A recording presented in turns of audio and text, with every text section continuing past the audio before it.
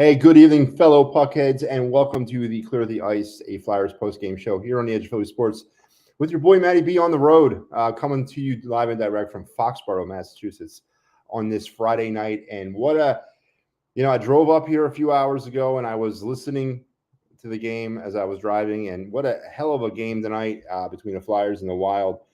Had everything, had great goal scoring, had decent, I'm going to give Carter Hart some credit, but not much, but had good goaltending.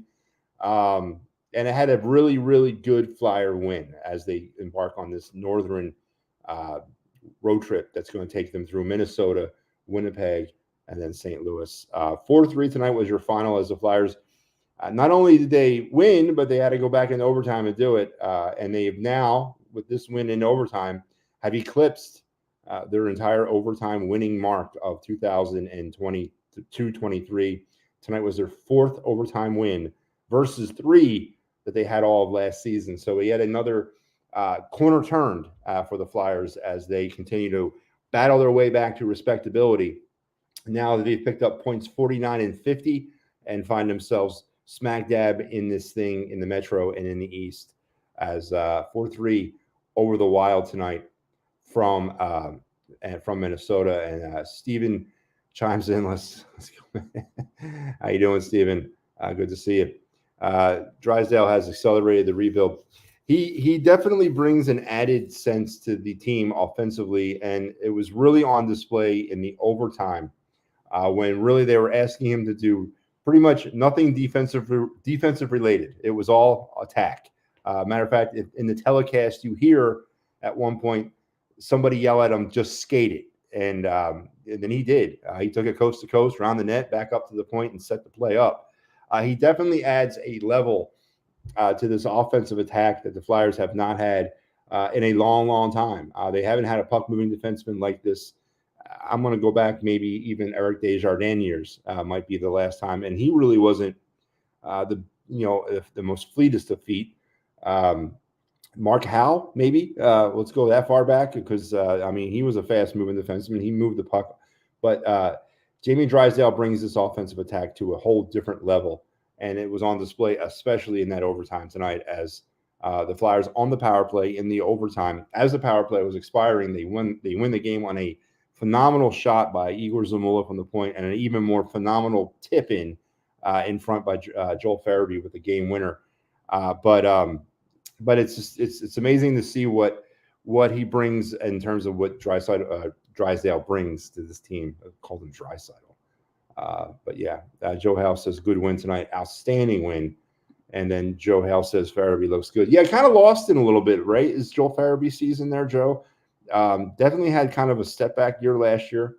Battled injury, battled John Tortorella throughout the season, and this year really has kind of definitely had that step that turnaround season. Travis Konechny had dealt with similar to that a few years ago, and now Joel Farabee seems to be coming along as well. So outstanding game by Farabee tonight. Outstanding game by the Flyers as in general tonight. It's not easy to go out on the road to know that you're faced with 2 back-to-backs, one of them in Minnesota, and then you got to get on a plane and fly like 3 hours to Winnipeg. Got to cross over into another country, go through customs and all that. They're probably not going to get to their hotel until really late tonight. And then to turn around tomorrow night and go at it again with one of the better teams in the Western Conference, and actually one of the better teams in the NHL, and the Winnipeg Jets. So really a character win for a team that has definitely found its character and definitely found its identity. So let's head over to the box score and let's check some of this stuff out, shall we? As mentioned, the Flyers and the Wild tonight in Minnesota. A tight, chippy first period. Not much sustained offense for either team. Kind of feeling each other out, kind of going back and forth. There were some opportunities, not much. The Flyers, in particular, really struggled offensively in the first period. It wasn't until the back end of that period where they got things kind of turned around. We're generating shots. We're generating zone time. But the first period would end with no score. The Wild then would get things going at the less than 1 minute mark of the second period. I've said this a million times, and I'll continue to say it. You really don't want to give them up in the beginning of the period, and you sure as hell don't want to give them up in at the end of the period. But Marcus Johansson, his sixth of the year from Eriksson, his 13th. His 13th assist. Let's take a look at that goal real quick. As I said, the Minnesota Wild got things going, going early, or going first there in the second period. So let's pull that up.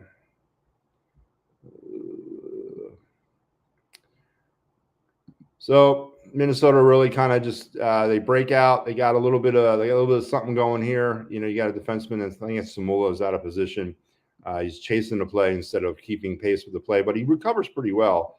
But when you're in a 2-on-1 situation, you're praying to God for your back help, and here comes the back help here. But this is just a really bad spot for any team to be in. I don't care if you're the Flyers or whoever. 2-on-1, there was a turnover, I believe, in the neutral zone that led to all of this. But I got to give Zamula a lot of credit. He recovered pretty well on this play, and at least made it somewhat of a game. And you know what? Be honest with you, as you can see this play develop, the play neutralized. The Flyers got that second defenseman back, but you know they pulled the old moving screen across the front of the goalie, tried to confuse Carter Hart. They did. Hart had some trouble with the low pucks tonight. He really kind of did. And this was that first goal there that he gave up. But again, as you can see, let's bring it back a little bit further here. The Flyers do a pretty good job of recovering here. But as you can see, look what the moving screen here in front. Obviously, a tactic. Nice shot. Set up for the rebound. No need. And the Minnesota Wild have themselves a 1-0 lead. Then Joel Farabee would get the Flyers on the board at the 3:37 mark. His first of 2 goals on the night, his 13th of the season, to tie things up at 1. And let's pull that one up.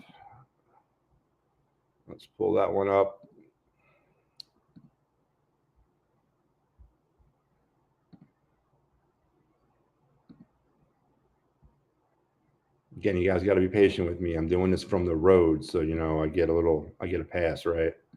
It's not really seamless here, but here's Joel Farabee. Let's run this thing a little bit. Kind of goes deep, low. Konechny, just having a great season. Looking for Farabee out there in the slot, or puck gets kind of tipped back into the corner. Flyers chase, comes back out of the zone. I'm going to let it run a little bit as the Flyers will transition back. And there, you know, listen, a couple of things about the Flyers this season that I've really noticed and have really impressed me. It's their outlet passes. They have really mastered the ability to break free of their zone into the neutral zone. If it's not the flip pass, they've really kind of mastered this year. They've been really using those boards to their advantage. And as you can see right here, they already got an advantage. 2-on-1 situation right now, heading back inside of the Wild zone. Konechny's is going to quarterback this. Multiple options here. This is textbook defense. You're going to make a decision. Obviously, the decision right here is Konechny. Don't forget, the goalie is a defender. So, I mean, you're not going to be able to cover both. So that's never going to happen. So you got to make a choice as a defender of what player you want to take. You want to cover pass. You want to cover shot. But it's always a good practice to commit to one so that your guy back here, your goalie, Marc-Andre Fleury, would actually know what he needs to center his attention on. And then let's run it a little bit. Beautiful pass. Beautiful tip pass. I mean, Konechny, that wasn't a shot. That was a pass all the way. Gorgeous tip play in front. Just led Farabee all the way. And just really, I can't say anything more than one of the prettier goals I've seen all season. Just a beautiful 2-on-1 executed by Konechny. The tip pass to Farabee, who finishes it up and makes it and ties things up at 1-1. The Flyers then would find themselves back down, and that would be your scoring heading into the second intermission, 1-1. In the third, Ryan Hartman, former Flyer, would get the Wild back up 2-1 as he would pot his 13th. Golecki and Brogazin with the assist. Let's take a look at that one real quick. because this is where it gets kind of like, I don't know if it gets kind of weird in my opinion, because as I said, Carter Hart struggled with the low shots all game long. It seemed like to me, but let's take a look at that goal here. Let's pull that up.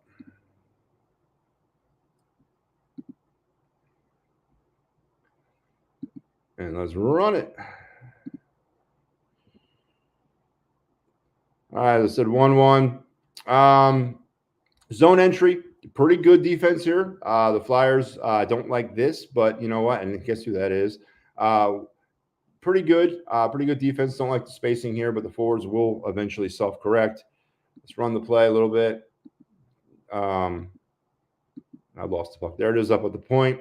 Again, I can live with this guy here in the slot. We talked about this multiple times here on this program. He's churning and living in that bad ice, good ice area. I can live with that. I totally can live with that. I'm not necessarily very upset about there's no such thing as a high percentage shot from this side of the ice. But the Wild will use, will cycle, and then guess where the goal comes from, right? I brought that up for a reason, because let's pull it back. I brought that up for a reason because, again, he literally winds up and takes his shot on the bad ice side of the dot. And you know what? That's a high percentage save opportunity for Carter Hart. He gets his skates tangled up a little bit inside the net or outside of the net. There's a millisecond of a gap underneath his pad, or kind of right there as he kind of tries to hug the post, and he gets beat. I mean, I'll take that opportunity, or I'll take that scenario 10 times out of 10 in any offensive scenario or defensive scenario that the Flyers are trying to go after. The shot was lined up and fired from literally bad ice, a very low percentage shot for the Wild, and the Flyers had a huge opportunity to save that, or it was definitely a higher percentage the shot was going to be saved versus the shot was going to be scored upon. But there you have, it is now 2-1 as Ryan Hartman with the goal. Then it was Matt Boldy at the 4:38 mark. This is from Middletown, and Ryan Hartman, who had himself a night against his former club, to make it 3-1 Wild. And let's take a look at that one.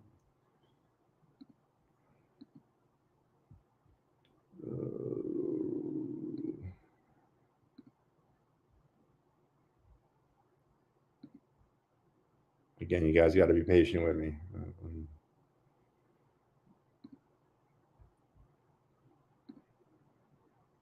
So there we go.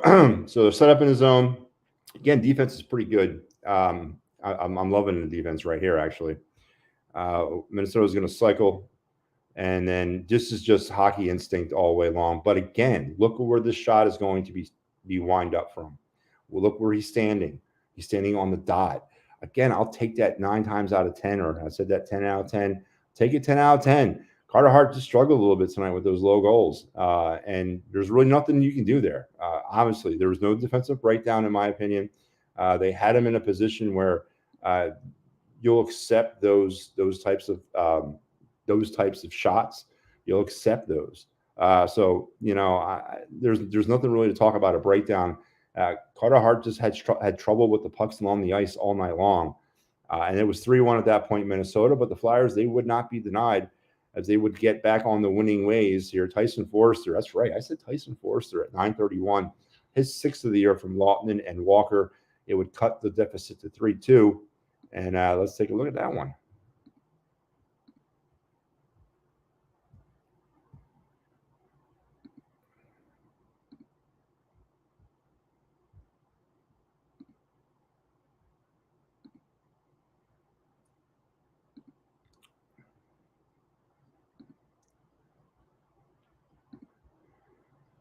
So Flyers coming out of the zone, setting up. Good outlet pass, good passing, good play there to recover it. So let's walk it in the zone a little bit. There's Lawton coming down, and this is Tyson Forrester. This is a complete breakdown on the Minnesota Wild's part. Forrester just walks all alone right into the slot. I mean, again, but like I've talked about, you know, these are not what you would call high percentage scoring opportunities. These are shots that I'll accept as a head coach. Look where Tyson Forrester is. Again, he's on that dot. These are types of saves that these two goalies, Marc-Andre Fleury and Carter Hart, need to make. And but this was a beautiful, beautiful shot, and kind of elevated over that shoulder there. Flyers are back in this thing 3-2 at this point. And that's the way the score would stay for about another 2 minutes. And then Owen Tippett, who had himself another night as well, I believe it was his 4th straight game with a goal, his 15th from Konechny and Drysdale, that would tie things up at 3. And then you could definitely feel the momentum building here for the Flyers as this game kind of went on. I actually felt when the Flyers were down 3-1 that they were going to come back in this game. I really did. Their offensive game had gotten better, as the game wore on from that first period, and I really felt that they were really kind of moving in the right direction. They were having some problems with in the zone, but that eventually could wear itself down. And here we go with the game tire right here, puck in the corner. Good traffic up front. You're going to find Tippett. And there we go. And there was an actual delayed penalty on that play as Tippett scored. What is the common thread of these goals tonight, folks? The majority of these goals, right? They're all from outside of what you would call ample scoring opportunity lanes. And it happens like that some nights. It does. But that will tie things up at 3-3. And then we would head on to overtime, and the Flyers would get the winner at the 3:36 part of or mark of overtime. Joel Farabee, his 14th. It will go down as a power play goal. So that's another power play goal for this team. I believe what is now 3 straight games. Is that what it is? They've scored on the power play. 4-3 Flyers, the winner, Joel Farabee. And we're going to take a look at that one because this one's nice. This one really, I don't have all of it because really this goal is the product of just a lot of intense offensive pressure by the Flyers for about a good minute of just, I mentioned at the top of the show, Jamie Drysdale really kind of made his presence felt, especially in the overtime. And this is really kind of the end of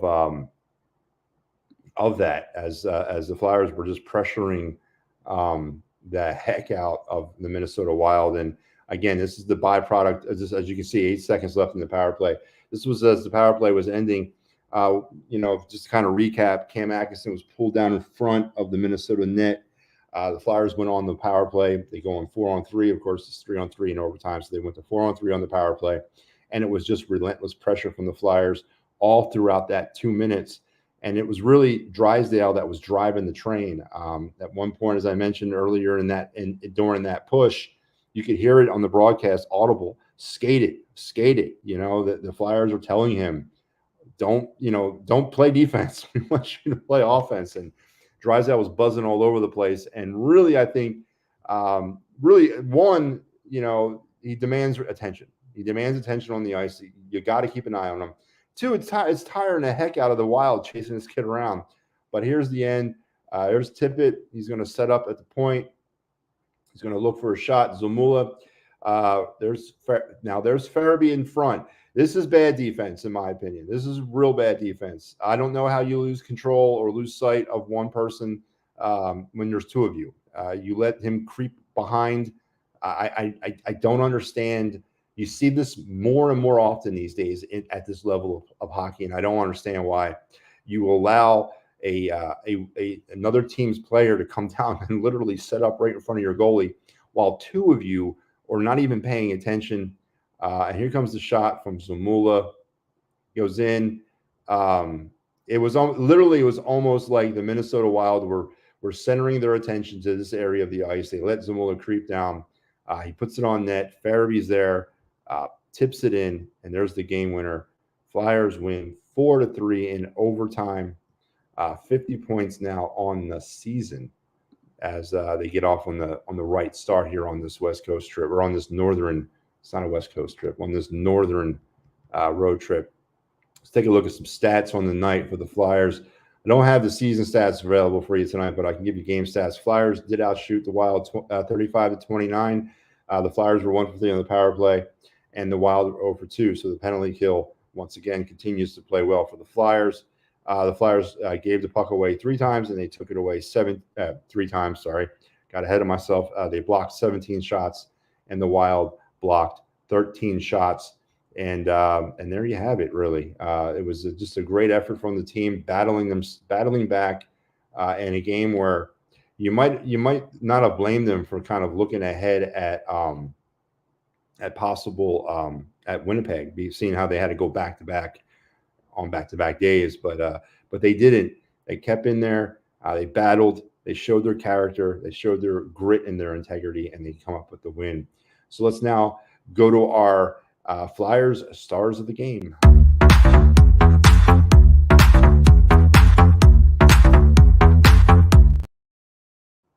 All right, we are back, and then my Flyers 3 stars of the game. We're going to start, of course, with number 3. I'm going to go ahead with Jamie Drysdale. I gave it to him in his first game as a Flyer for the intangible that he brought to that game against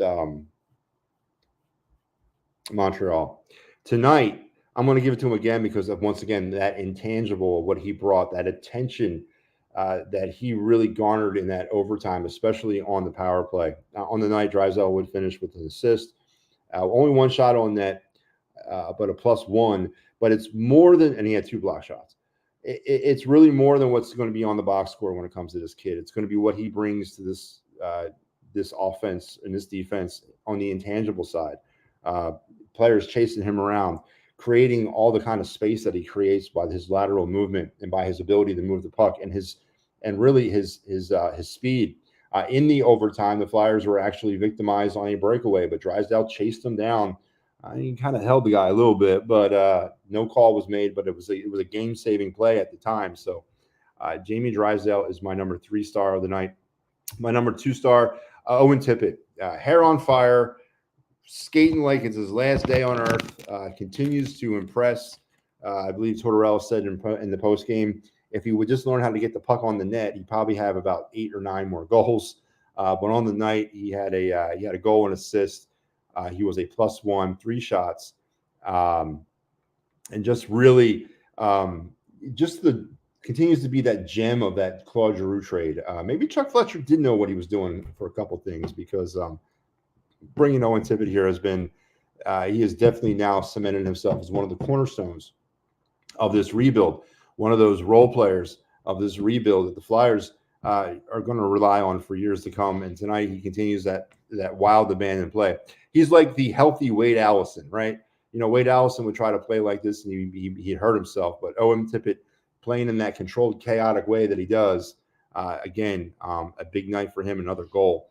And my number one Flyer star of the night, it's got to be Joel Farabee, 2 goals, finishes with 3 shots, a plus-minus of 0.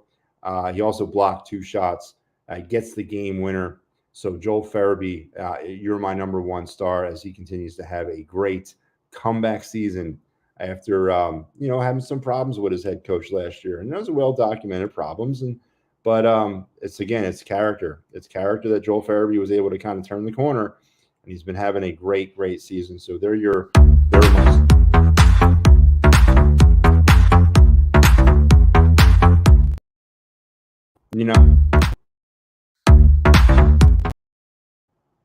All over the place, man. It's late. I've been driving all night.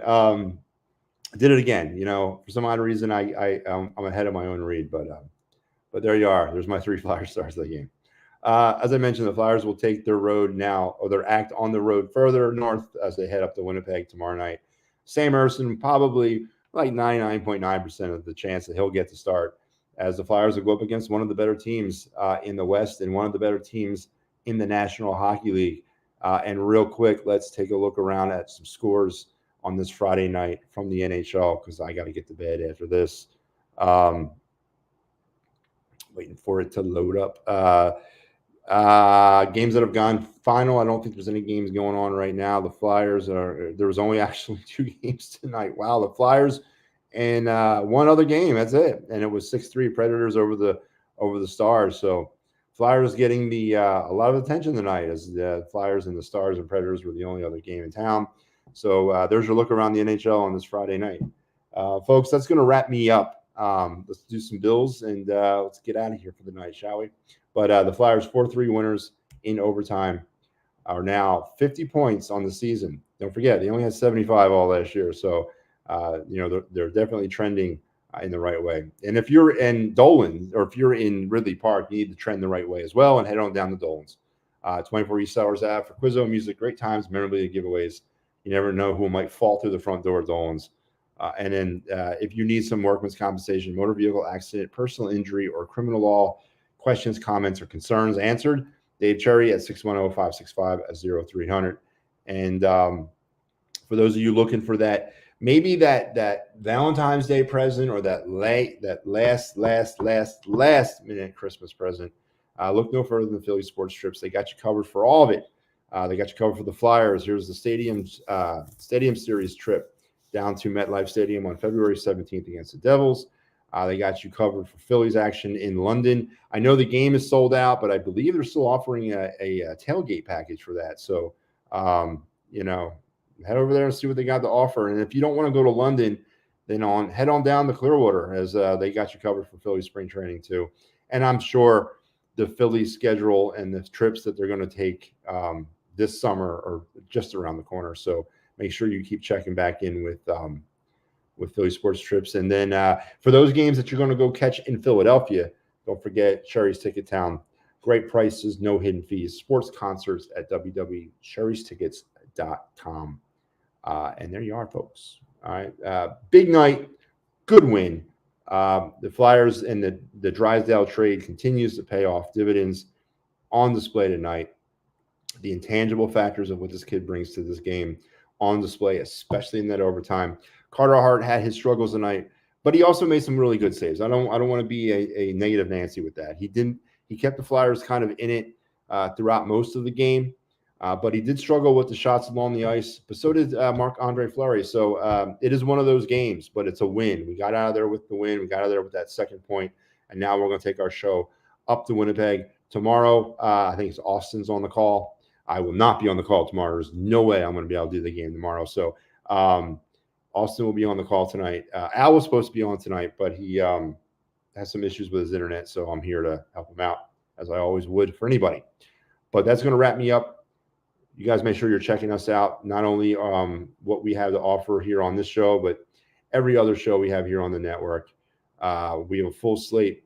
Tomorrow you got some actually there's a little bit of is that? Yeah, that's an updated one. We got Birds Blast tomorrow. Don't forget that. Birds Blast at 12 noon.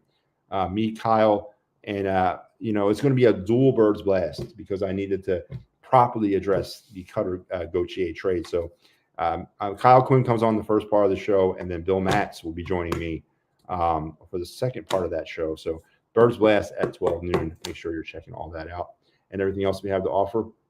So we talk again. In the immortal words of Mr. Gene Hart, good night and good hockey.